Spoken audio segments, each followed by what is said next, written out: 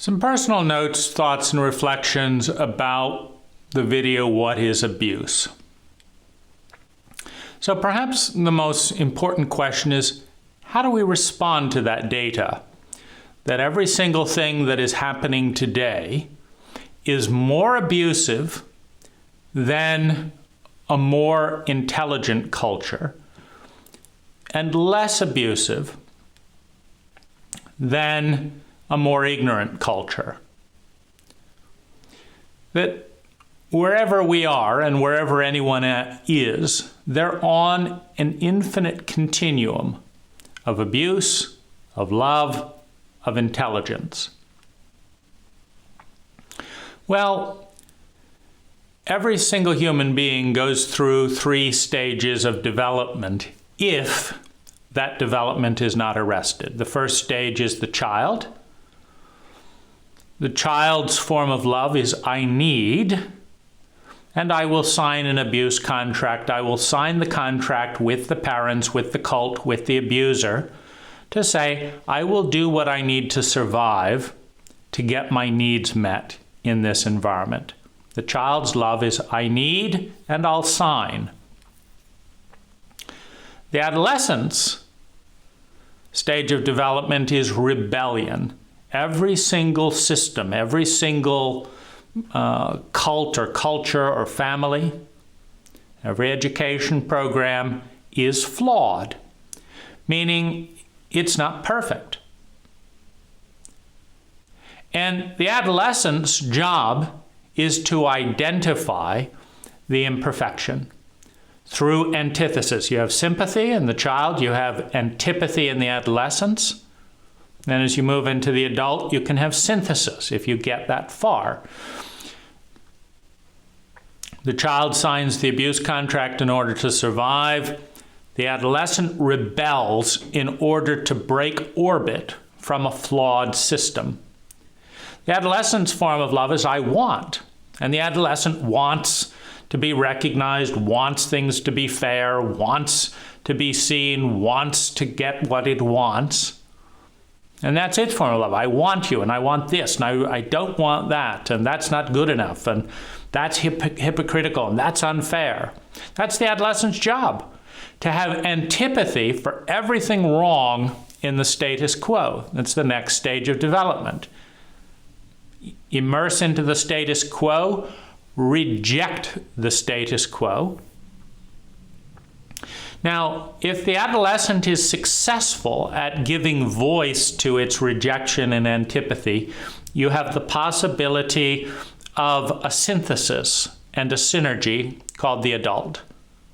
And the synergy of the adult is born through 3 ingredients. There were good parts in every system. My mom beat me to death half the time, but she made good tacos. I'll keep the tacos. I'll reject going over to the adolescent, beating your children. My dad was an idiot, but he was very playful.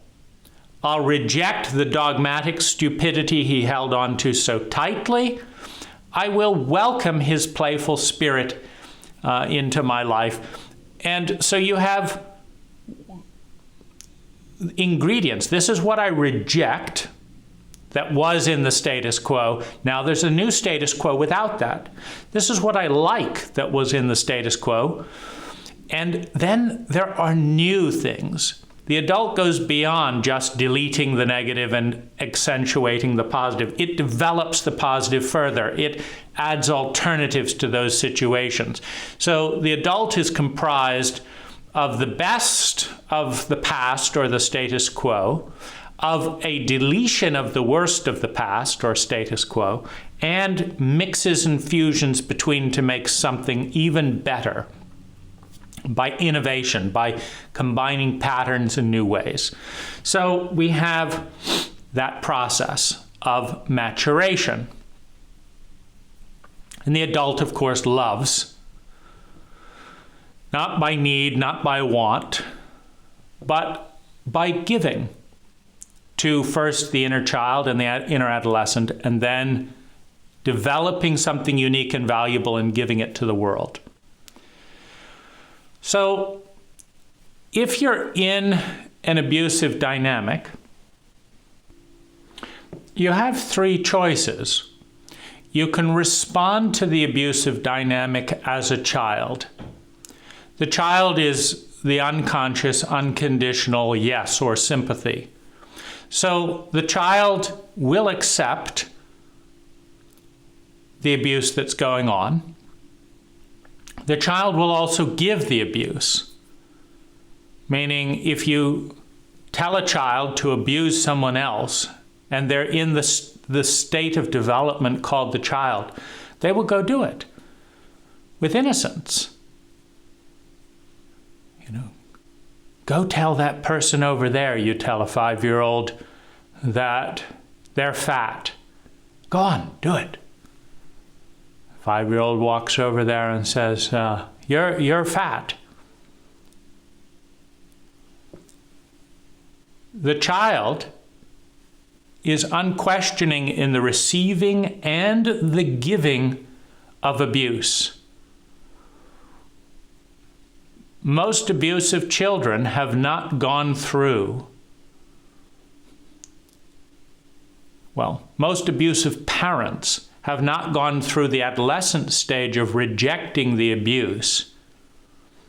So they pass it on with the same unconsciousness that they took it on. So if you're a child, you can give and dish out the abuse pattern you've been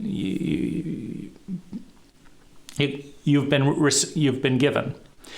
If you're an adolescent, you can reject, you can blame, you can shame, you can attack, you can say, this is not the way it is. That's bad, that's bad, that's bad, that's bad. I reject all of this. I hate pedophiles. I hate hypocrites. That's all bad. If you're an adult, you can love yourself enough to remove yourself from the abusive dynamic, to not sign the abusive contract, to step into a new frame of relationship. If you're an adult, you can create a new pattern. Because all viruses, all memes, all patterns of behavior are limited attempts to secure sustainable well-being in an environment of ignorance and incompetence, with strong pressures from forces, cultural, hereditary, etc., that have nothing to do with you. So everything the child is doing, everything the parent is doing to the child is a coping mechanism, is a limited technology that meets some need. Maybe the parent feels incredibly helpless. Maybe the parent is infected with the insanity that sexual abuse is love because that's what their parents told them when they molested them.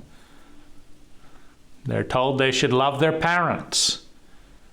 They were beaten every time they questioned their parents. So every time they think about saying, surely this isn't right, the little child inside feels terrified of being beaten. Says, no, don't question mom and dad. Why? We'll be beaten. We'll be dead.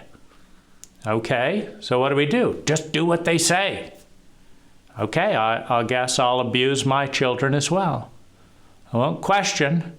I'll just do innocently. The child is the domain of innocence. The adolescent is in the domain of betrayal, of bitterness, of cynicism, of rebellion against the status quo. It's not until you move into the adult frame where you can love the inner child, accept and learn from and respect the adolescent and take a new conscious tack that is not defined wholly by the rejection of the status quo, and it's not defined wholly by the blind acceptance of the status quo. It is a third alternative. And having given love to the inner child and love to the inner adolescent and love to the self, the adult is the first one that's able to creatively invent new technology, new voices. This is the way we'll do things. This is the way. Your need that you're meeting here, you want to feel important, and so you beat your children, and when they scream, you feel important because you made them feel pain and they couldn't do anything about it. You must be important. Great. You got your importance. Okay. It's just you've destroyed the trust your child have in all authority figures. And so you paid a very high price for that importance. It's not very efficient.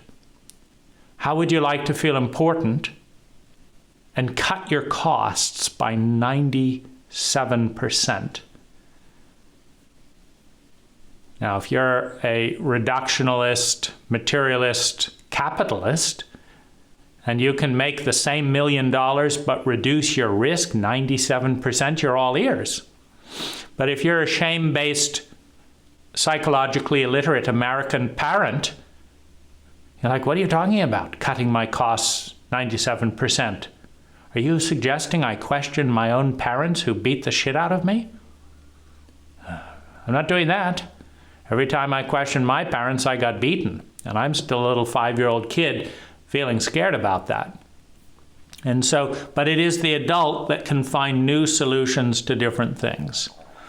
So one of the questions is, are we relating to our abuse pattern as the child, the one who accepts all the abuse and doesn't protest and gives out the abuse? Because if you're a pipe and you accept dirty sewage in one half of the pipe, you don't give out clean water on the other side of the pipe.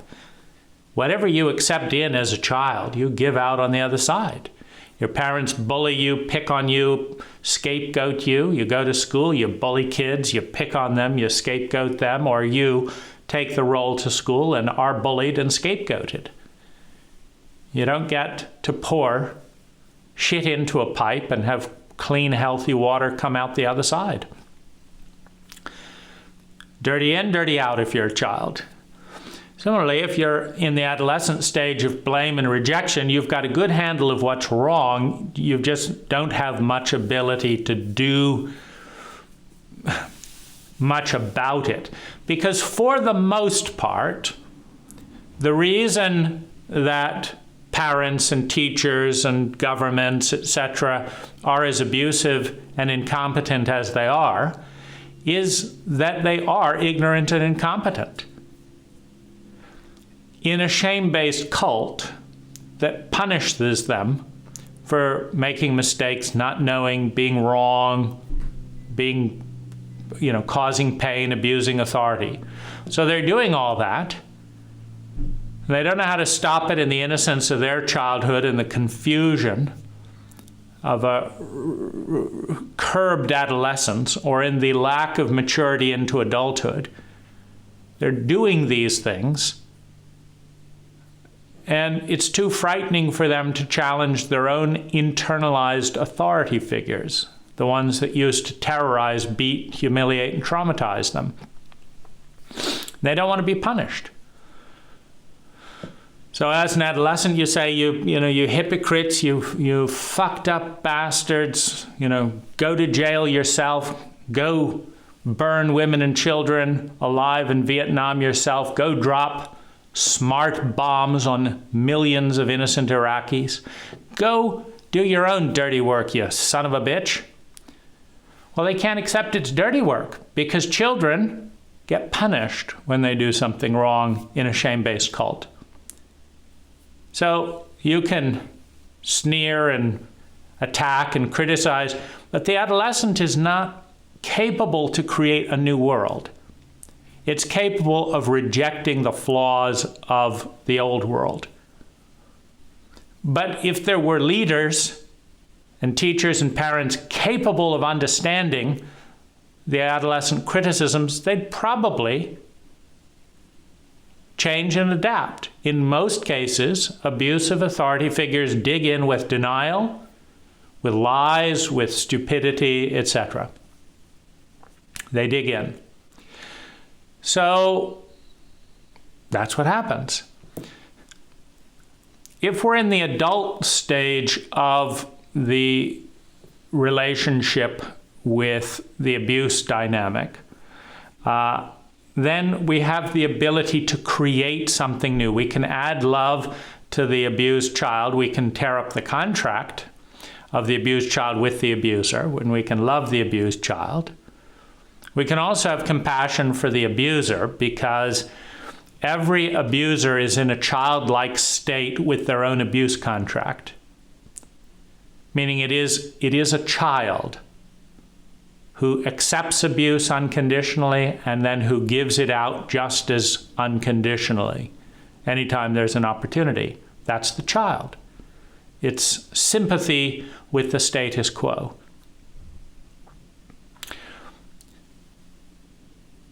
Can have respect for the adolescent who's afraid of humiliation, who doesn't want this to happen, who doesn't want to be told what to do.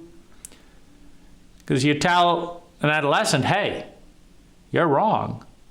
Putting gas in a diesel engine is not good. You just ruined an engine. You're wrong. But the adolescent doesn't want to be told what to do. I have a right to put this in. Who are you to do this? They'll just ruin another engine. But the adult is capable of sending some empathy, some love, some respect to that situation. The adult is capable of bringing something new to the situation, giving empathy and love to the child, empathy and love to the adolescent, and providing a new opportunity. This is very difficult. Now, it's important to understand that there are three players in every abuse dynamic. There's the perpetrator, which you could say is the unquestioning child. Because if you've really rebelled against the status quo, you don't incestuously abuse your child just because you were incestuously abused. That's unconditional acceptance. It was good enough for mom and dad, it's good enough for me. They loved me, they said it was good. That's just the way it is. You don't do that if you're conscious. But a child isn't conscious. It takes everything without rejection, without antithesis. It doesn't make it its own. You have the perpetrator, which in many ways is the internalized parent unquestioned by the child, or the adolescent has not been strong enough to reject the internalized perpetrator because the adolescent wasn't allowed to grow up, because the adolescent was seen as a threat. Many perpetrators, insecure grown-ups who happen to be parents, are so threatened by criticism that as you try to develop the antithesis of the family system as an adolescent and point out all the flaws of the parent, they're so shame-based, so terrified of being punished, that they have rages, they collapse, they fall apart, and basically the adolescent agrees not to grow up, to stay a child, so as not to incur the terror of their parents either collapsing into a childlike heap. Oh, you're ruining my life. I can't come. I'm going to have to do this. I can't do it. Oh, you're hurting me. I can't think. Oh. A child can't deal with that. An adolescent doesn't want a puddle on their hands just because they point out the obvious. You're a fucking hypocrite. You lie about this, about, oh. So the adolescent stops growing because his parents are children. His parents have not grown up. So the collapse. Or just as dangerous to adolescent maturation is the attack. How dare you? Go get the hell out of your house. If you ever talk to your mother like that again, I'll shoot you.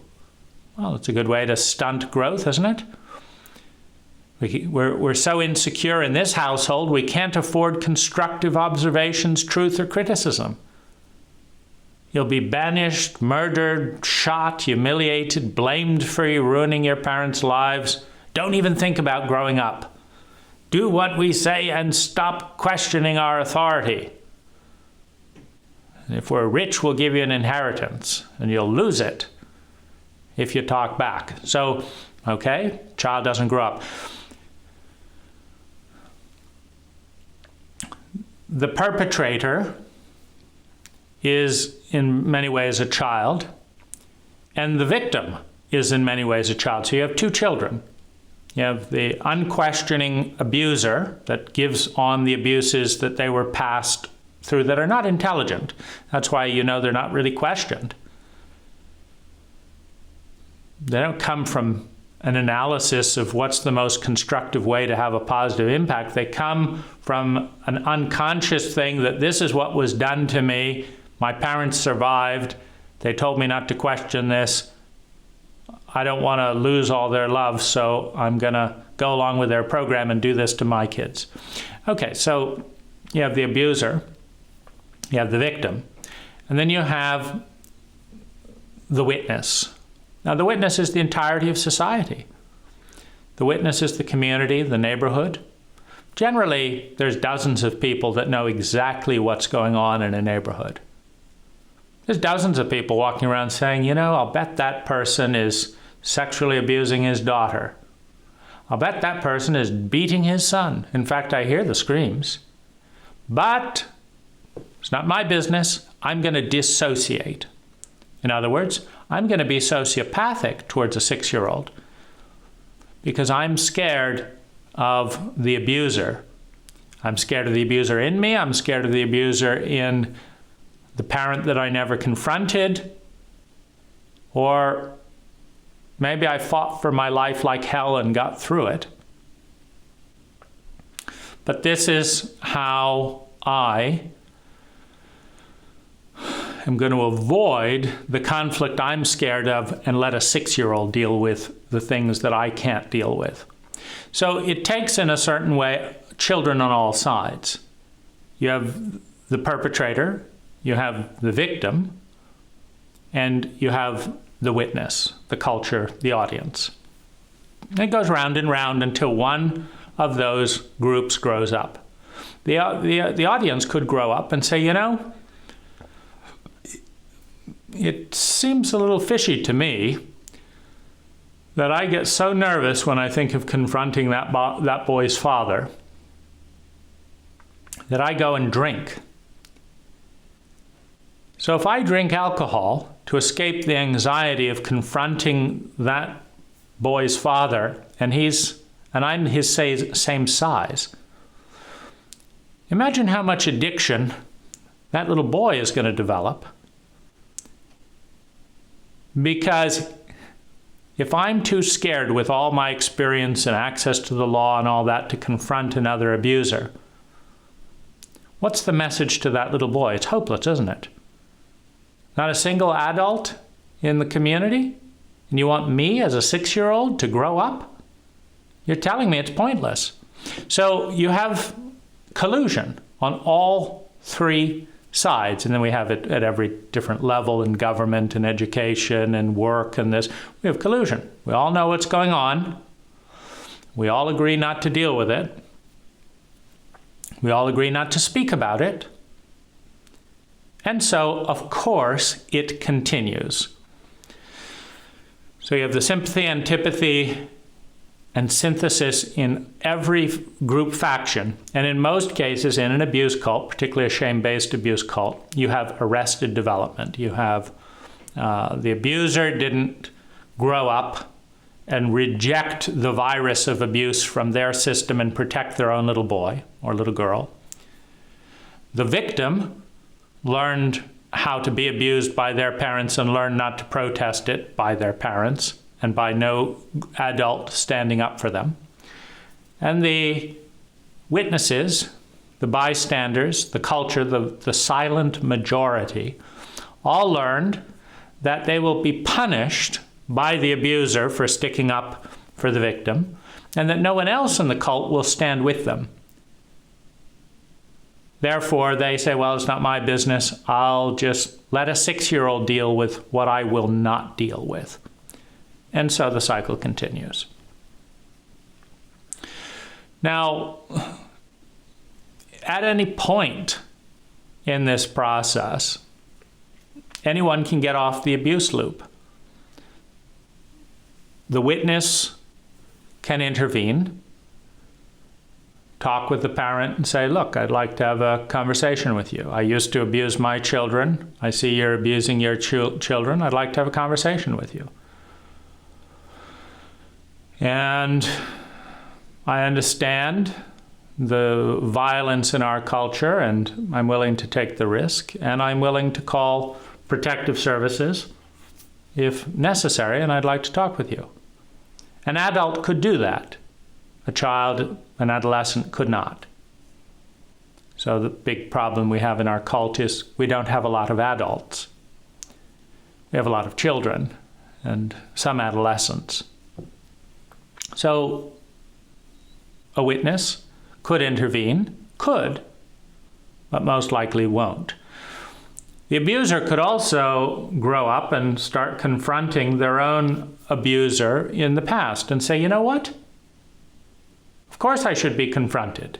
And so should my dad. I'm going to go in meditation, retroactively recreate that. I'm going to grow up by reliving portions of my map in my body and psychology. By doing it differently, I'm going to watch role models. I'm going to learn to intervene, etc. I'm going to learn to be an adult.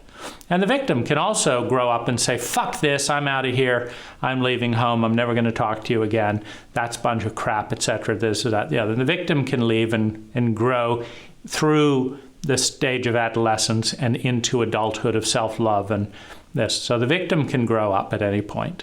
But you're not going to have 6-year-olds growing up.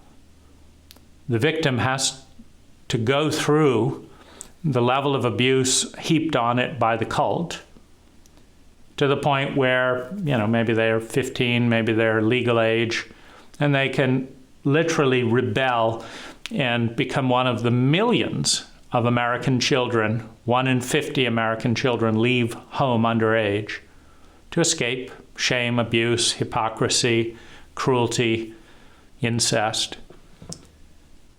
Rather being with a stranger out in the open world than get free room and board with known people. A pretty high testament to the number of abusive incidents going on in our culture, which is, of course, correlated with the willful ignorance of every parent in this culture getting no formal training on abuse prevention with their children. It didn't happen for them when they were abused, and it doesn't come to help their children as they prepare to abuse them. So every human being will take the best option available to them as they understand it. As soon as the child is old enough to walk away from the abuse, if they understand it is abuse, and if they feel capable of walking away, they will walk away from the abuse. If they feel capable of growing into an adolescent and condemning the abuse, they will grow into an adolescent and condemn the abuse. If they are capable of going from that hatred and condemnation and revenge and all of that into becoming more of an adult, they will do that too. If they are not capable, they will stay blaming the victim, because an adolescent cannot love the child, and the child is in extraordinary pain if they've taken on the abuse of the cult. And the adolescent's kind of job is protesting the government, the cult, the parental figures, protesting them, saying, look, I can't take care of my inner child or this children. Get your act together, get your act together, get your act together. And that works a little bit. As the adolescent points out all the flaws and hypocrisies in the system, shame in a shame-based system leads to some guilt and some adjustment. Okay, we'll clean our act. We won't be quite as easily spotted in our next form of hypocrisy. So it gets a little better. The adolescent can criticize, it can shame, it can blame, it cannot love itself or the inner child. The inner child can accept the abuse and can dish out abuse. It can't love itself and it cannot love the adolescent or the world. The grown children who are the parents cannot love their children that they cannot love inside. It is only the adult, and the rest are just evolutionary journeys in that movement towards adulthood, which happens slowly. From time to time, we're moving towards the domain where we get glimmers of the adult from time to time.